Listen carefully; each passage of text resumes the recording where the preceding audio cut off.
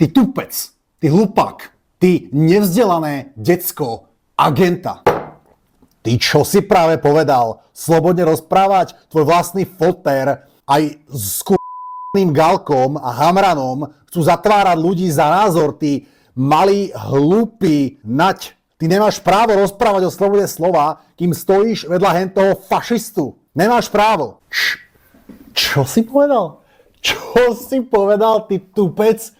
Že Európa nám zaisťuje slobodu? Tvoj otec ti nasypal nejaký fet pred tým, ak si išiel vystupovať? Bráško, správme si taký experiment. Ak nám Európa zaisťuje teraz slobodu a my sme v Európskej únii, pokiaľ viem, last time I checked, dones mi plastovú slamku. Ja počkám. Normálne choď kúpiť plastovú slamku a dones mi ju. Dobre, boj. Alebo vieš čo? Vieš čo? Dones mi takú flašku, čo nemá túto Dones mi flašku, z ktorej viem dať vrchnák preč, jak to bolo kedysi. Alebo vieš čo? Kúp si po roku 2035 benzínové auto. Kamarát môj, ja ti niečo vysvetlím o Európe, dobre?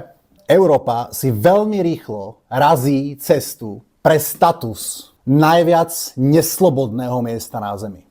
Ukážem ti niečo, dobre môj?